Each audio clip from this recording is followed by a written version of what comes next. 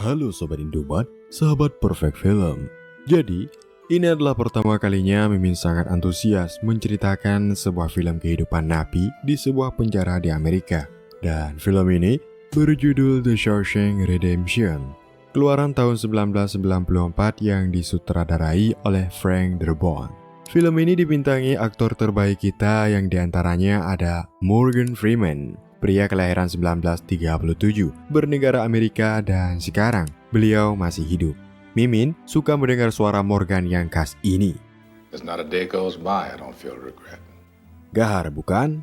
Kemudian ada Tim Robbins, pria kelahiran 1958 ini bernegara Amerika juga dan sekarang beliau juga masih hidup. Dan untuk yang lainnya adalah peran pendukung.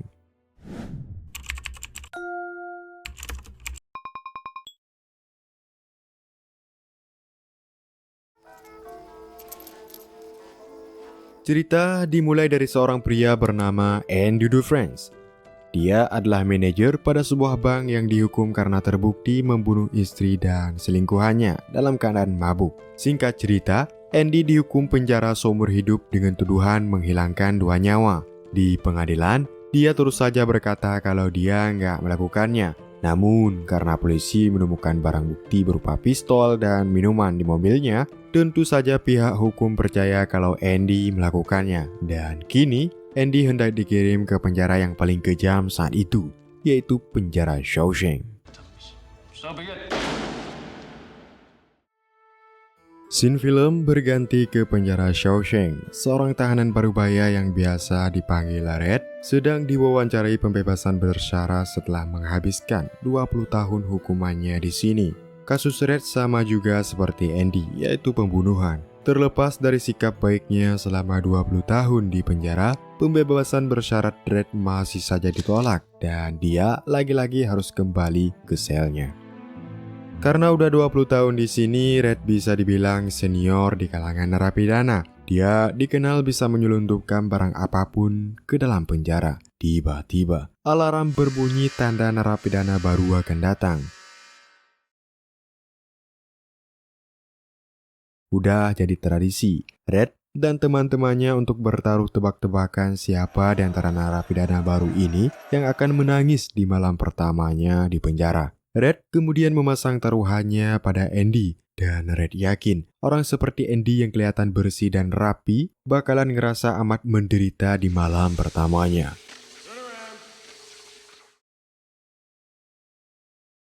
Saat malam tiba, penjara tiba-tiba dihebohkan oleh narapidana baru yang menangis histeris. Tangisan itu mengundang Kapten Sipir datang. Karena orang ini nggak mau diam, Kapten Sipir yang brutal ini pun menghajarnya. Sayangnya karena hantaman keras di kepala, narapidana baru itu pun tewas pada malam itu juga. Sementara Andy yang dipikir Red akan bernasib seperti orang tadi, rupanya tetap tenang dan santai. Di suatu siang, Andy menemui Red untuk pertama kalinya. Andy baru mendengar kalau Red bisa menyediakan barang apapun untuk narapidana. Jadi, dia meminta Red untuk mendatangkan sebuah palu kecil dan beberapa batu untuk dipahat. Red berpikir Andy ingin menjebol dinding penjara dengan palu itu. Mendengar hal itu, Andy tertawa dan berkata, palu itu terlalu mungil untuk menjebol sebuah dinding. Red pun kemudian memperingatkan Andy mengenai 3 napi homoseks yang suka melecehkan narapidana baru. Mereka tertarik pada Andy karena pembawaan Andy yang dingin serta perawakan yang bersih. Di lain waktu, Red seperti biasa mendapatkan pesanannya.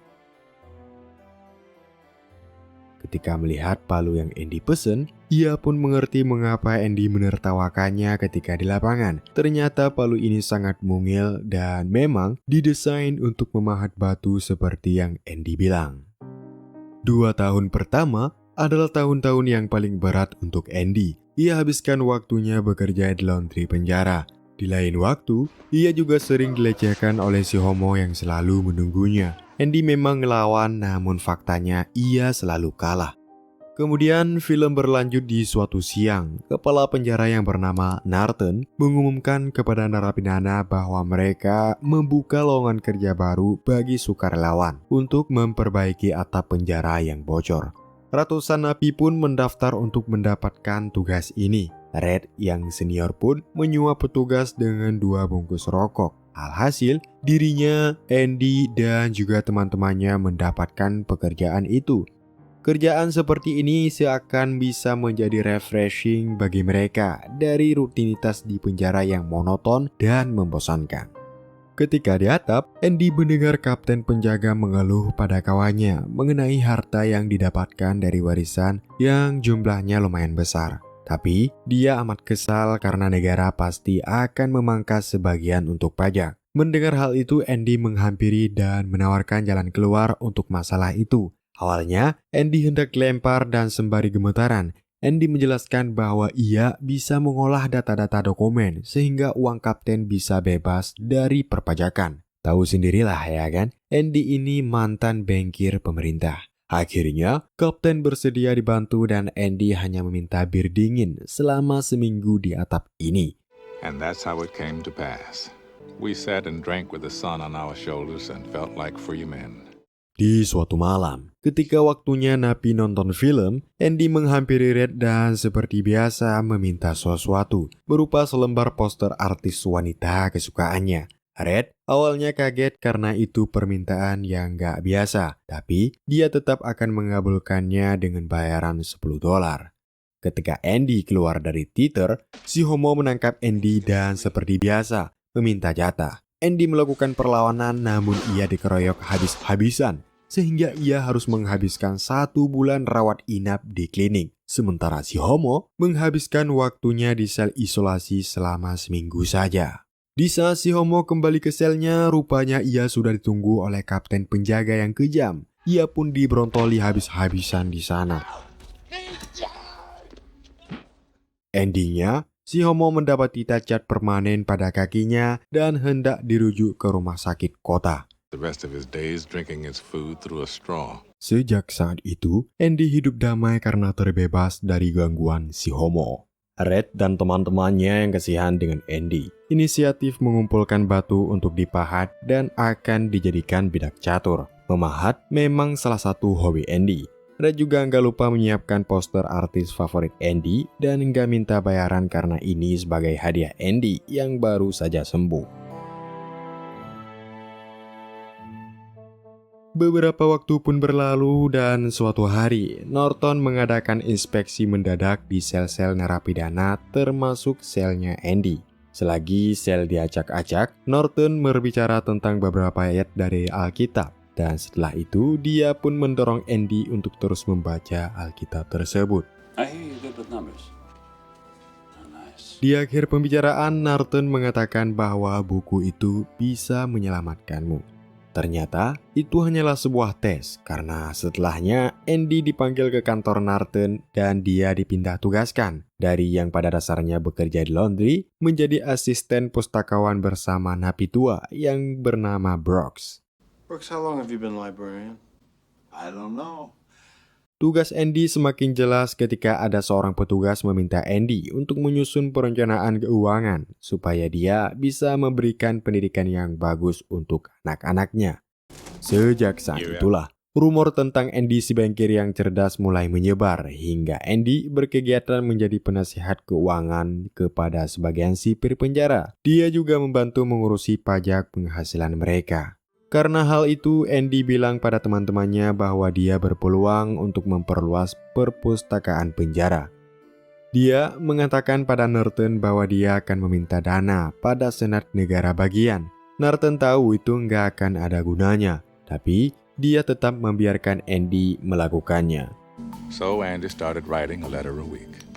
Keahlian Andy dalam merencanakan keuangan dimanfaatkan semua petugas penjara. Bahkan ketika ada pertandingan bisbol antara sipir penjara, bukannya bertanding coy. Mereka malah mengisi formulir pajak masing-masing untuk dikonsultasikan pada Andy. Red pun kebagian tugas sebagai asisten Andy. Semua berjalan normal seperti biasa sampai akhirnya kejadian Brooks yang akan melukai Haywood pun terjadi. Rupanya, Brooks sudah disetujui pembebasan bersyaratnya, namun ia nggak mau. Ia sudah nyaman di Shawshank. Sebagai gantinya, ia akan melukai seseorang sehingga ia tidak jadi dikeluarkan dari sini. Untungnya, Andy berhasil menenangkan Brooks.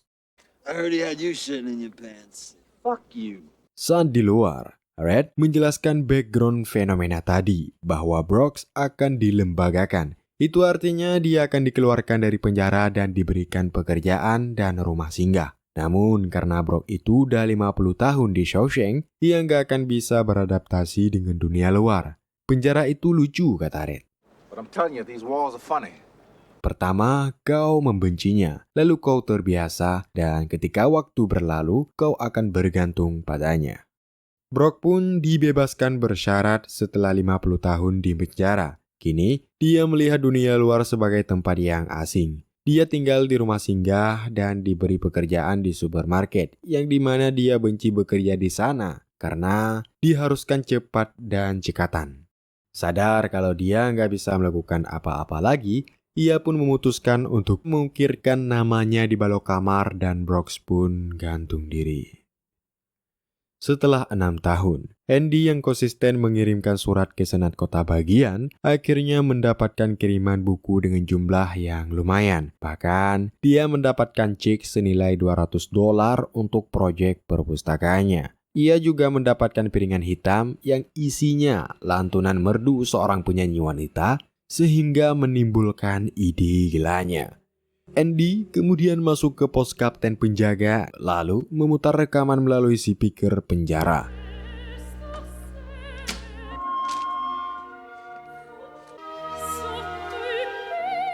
Seluruh napi menikmati nyanyian itu hingga membuat semua orang merasa bebas walau sekejap. Aksi Andy itu tentu membuat Norton jengkel dan dia pun dihukum di sel isolasi selama 2 minggu. Setelah keluar dari sono, Andy berkata bahwa hukuman kali ini adalah hukuman termudah baginya. Karena di dalam sana, dia ditemani oleh musik indah yang ada di ingatannya. 10 tahun pun berlalu sejak Red diwawancarai pembebasan bersyarat terakhir kali. Dan kali ini Red juga mengatakan hal yang sama tapi tanpa antusiasme sama sekali. Pembebasan bersyaratnya pun ditolak lagi. Andy memberikan hadiah berupa harmonika sebagai hadiah 30 tahun Red di penjara. Sebagai balasan, Red memberikan sebuah poster Marilyn Monroe berukuran besar untuk Andy. Hadiah untuk memperingati 10 tahun hidupnya Andy di Shawshank. 4 tahun berselang setelah kejadian musik di penjara, Senat Negara Bagian akhirnya berpikir bahwa mereka nggak bisa menghentikan surat-surat Andy hanya dengan 1 kali ngasih uang. Mereka pun memberikan anggaran $500 setahun untuk Andy bangun perpustakaannya. Andy benar-benar menggunakan kesempatan itu dengan bagus dan perpustakaan itu diberi nama Brooks. Into the best prison library in New England. Sementara itu, Norton membuat terobosan dengan membuat program Inside Out. Sebuah program yang memungkinkan para tahanan bekerja di luar, menyediakan layanan publik dengan bayaran rendah. Tentu aja langkah ini mematikan bisnis para kontraktor yang lain di daerah tersebut. Dan tentu saja di balik Norton, ada Andy yang membantu mencuci uang Norton dengan membuat beberapa rekening di banyak bank. Namun di sini Andy sangatlah cerdik. Dia membuat identitas palsu atas nama Randall Stephen, seorang pria yang gak pernah ada, seorang pria yang hanya ada di atas kertas, seorang pria yang dia ciptakan dengan pengetahuannya, karena Andy tahu seluk-beluk tentang sistem perbankan. Jadi, jika hal ini ketahuan, polisi hanya akan mengejar orang yang notabene cuma ada di atas kertas. But who is he? Randall Stevens. Andy cuma membagikan hal ini pada Red. Red pun tak berhenti memuji-muji kecerdikan temannya yang satu ini. Singkat cerita, di Shawshank tahanan baru pun datang. Seorang pria muda bernama Tommy. Dia dihukum karena mencuri di rumah orang lain. Tommy adalah anak muda yang supel dan mudah berbaur. Sangat gampang untuknya masuk ke lingkaran pertemanan Red dan Andy. Young punk, Mr. Rock and Roll. Tommy bercerita bahwa dirinya udah terbiasa keluar masuk penjara sejak umur 13 tahun. Mendengar hal itu, Andy pun menyarankan agar Tommy bisa bekerja di bidang lain kalau dia keluar nanti. Keluar masuk penjara karena mencuri, itu membuktikan bahwa dia nggak expert dalam bidang itu. Saran ini ternyata masuk ke telinga Tommy. Dia pun akhirnya meminta Andy membantunya untuk mendapatkan ijazah paket C. Andy pun bersedia mau membantu kalau Tommy mau serius. So Andy took Tommy under his wing, started walking him through his ABCs. Setahun setelah mengajari Tommy, tibalah saat ujian. Tommy frustasi karena hanya sedikit soal yang dia bisa kerjakan. Andy pun tetap mengambil kertas jawaban itu dan mengirimkannya ke dinas pendidikan. Setelahnya, Tommy merasa nggak enakan karena udah mengecewakan gurunya. Ia pun penasaran dan menanyakan ke Red apa yang membuat Andy dipenjara. Red pun bercerita bahwa dia adalah bankir yang dituduh membunuh istri dan selingkuhannya yang merupakan seorang atlet golf terkenal. Mendengar cerita ini, Tommy sangat kaget. Lalu dia bercerita pada Red dan Andy dan yang lainnya bahwa ketika ia dipenjara beberapa tahun yang lalu di penjara lain, dia mempunyai teman satu sel yang memang terkenal sebagai penjahat yang sadis. Preman itu pernah cerita bahwa dia pernah membunuh seorang pria yang merupakan atlet golf bersama dengan kekasihnya yang merupakan seorang istri bankir. Sambil tertawa dia pun bercerita bahwa polisi malah memenjarakan suaminya itu, kata orang ini. Mendengar cerita ini, Andy segera menemui Norton dan menceritakan informasi yang dia dapatkan. Dengan penuh harapan, Andy berharap Norton akan membantunya dan Tommy sebagai saksi. Tapi sayang, seribu sayang, reaksi Norton malah enggak sesuai ekspektasi. Frame, if you want to indulge this fantasy, that's your business. Andy juga mengatakan bahwa jika ia entar bebas, ia nggak akan membocorkan skema pencucian uang yang bertahun-tahun Norton lakukan. Hal itu malah membuat Norton marah dan menghukum Andy di sel isolasi selama 2 bulan. Hukuman ini pun menjadi buah bibir di kalangan para napi karena nggak ada yang pernah diisolasi selama itu selain Andy. Mereka juga beranggapan mungkin Andy benar-benar nggak bersalah dan udah menghabiskan 20 tahun di penjara untuk kejahatan yang nggak dia lakukan. 1 minggu berselang, Tommy mendapatkan kiriman dari dinas pendidikan. Ternyata bro, dia lulus ujian dan mendapatkan ijazah SMA paket C-nya. Kabar ini pun disampaikan pada Andy dan Andy pun tersenyum mendengarkan kabar baik itu. Suatu malam, Tommy diajak bertemu Norton di luar dinding penjara. Tommy? Norton menanyakan apakah benar semua cerita yang ia katakan pada Andy soal pelaku yang membunuh istri dan selingkuhannya. Tommy pun bersumpah bahwa ceritanya itu adalah benar adanya. Setelah mendengar jawaban itu, ia pun ditembak mati oleh kapten sipir dari menara pengawas. Setelah kejadian itu, Norton mengunjungi Andy dan mengabari kalau Tommy terpaksa ditembak karena berusaha kabur dari Shawshank. Andy pun berkata bahwa dia mau berhenti dan gak mau kerja lagi. Norton mengancam Andy akan membakar semua buku di perpustakaan. Andy pun gak ada pilihan lain selain menyetujui hal itu. Sebulan berlalu, Andy pun keluar dari sel isolasi. Namun kali ini, baru pertama kalinya Red melihat Andy lemah lesu loyo beda seperti biasanya. Andy kemudian curhat bahwa ia ngerasa bertanggung jawab atas kematian istrinya, walaupun bukan dia yang membunuh. Feel bad about it if you want to, but you didn't pull the trigger. 20 tahun di sini kayaknya udah cukup sebagai penebus dosaku, kata Andy. Ia juga menegaskan jika ia keluar dari Shawshank, ia akan pergi ke sebuah wilayah di Meksiko bernama Zihuatanejo. Tell you where I'd go. Zihuatanejo. Di sana, dia akan membuka usaha perhotelan dan juga membeli sebuah perahu lapuk untuk mendapati kesibukan memperbaikinya. Andy mengajak Red karena dia butuh orang yang bisa menyediakan barang apapun. Red pun berkata bahwa jangan biarkan harapan mengacaukan pikiranmu. Meksiko di luar sana dan kau ada di bawah sini. Ketika akan pergi, Andy memberitahukan sesuatu kepada Red tentang sebuah daerah bernama Kebun Baxton. Andy menyuruh Red jika nanti dia keluar dari Shawshank, Red harus pergi ke Kebun Baxton dan cari pohon besar dengan dinding berbatu. Setelah sampai di situ, carilah satu-satunya batu hitam di tembok itu dan ambillah sesuatu yang tersimpan di bawah sana. Gara-gara pertemuan itu, Red jadi khawatir sama Andy. Ditambah lagi ia mendengarkan kabar dari Haywood bahwa Andy meminta tali tambang padanya, ya kisaran 1,5 meter. Mereka semua percaya bahwa Andy udah mencapai ambang batas, akan mengakhiri hidupnya seperti Brooks.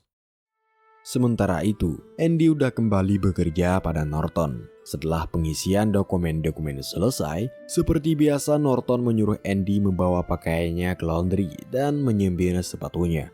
Setelah selesai, Andy pun kembali ke sel dan petugas mematikan lampu penjara. That was the longest night of my life. Keesokan harinya, seperti biasa para napi akan berbaris bersiap-siap keluar kandang. Namun, Andy nggak keluar dari selnya. Penjaga pun kaget karena Andy nggak ada di selnya. Oh my holy God. Mereka menginterogasi Red, tapi Red no petimang spy. Dengan bahasa lain, ia nggak tahu apa-apa. Norton sangat jengkel dan melemparkan pahatan batu Andy ke berbagai arah. Sampai salah satu batu mengenai poster dan menembus masuk ke dinding. Setelah Norton merobek poster itu, barulah mereka kaget dengan terowongan lebar yang cukup dimasuki orang dewasa. Andy Dufresne escaped from Shawshank Prison. Ternyata bro, setelah menerima pahat palu yang dikasih Red untuk pertama kalinya, awalnya Andy mengukir namanya di dinding sel, namun ketika itu bongkahan yang cukup besar jatuh dari dinding. Ia yang paham dengan geologi pun akhirnya mengerti bahwa dinding ini sudah lapuk termakan usia. Malam-malamnya ia habiskan beberapa jam untuk mengorek dinding sedikit demi sedikit. I guess after Tommy was killed, Hingga suatu ketika, Tommy datang ke penjara ini dan menceritakan sebuah kebenaran. Andy pun semakin kuat niatnya melarikan diri dari Shawshank. Sebelum pergi, Andy menukarkan pembukuan pencucian uang Norton dengan buku lain.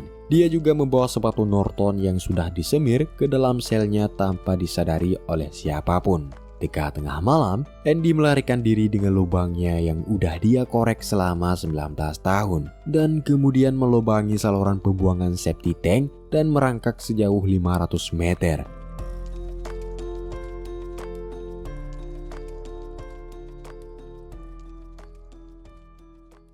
Di pagi hari itu di luar penjara, Andy pergi ke beberapa bank tempat Norton menyetorkan uang menggunakan identitas sebagai Randall Stephen yang Andy ciptakan. Andy pun mengantongi uang berjumlah $370.000 uang Norton. Sebelum dia pergi, ia menyuruh petugas bank mengirimkan paket yang isinya catatan akuntansi Norton yang dikirimkan langsung ke surat kabar kota. Gak lama kemudian polisi menyerbu penjara Shawshank lengkap dengan wartawan yang meliputi kasus ini. Kapten penjaga juga ditangkap atas pembunuhan Tommy, sedangkan Norton memilih untuk menembak kepala sendiri.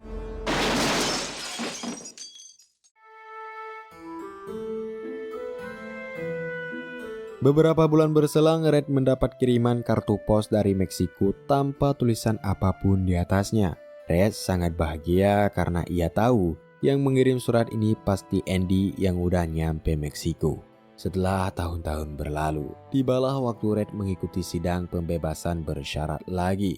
Berbeda dengan sidang 10 tahun yang lalu. Kali ini, Red berbicara belak-belakan tentang omong kosong mengenai dirinya yang direhabilitasi. Been rehabilitated?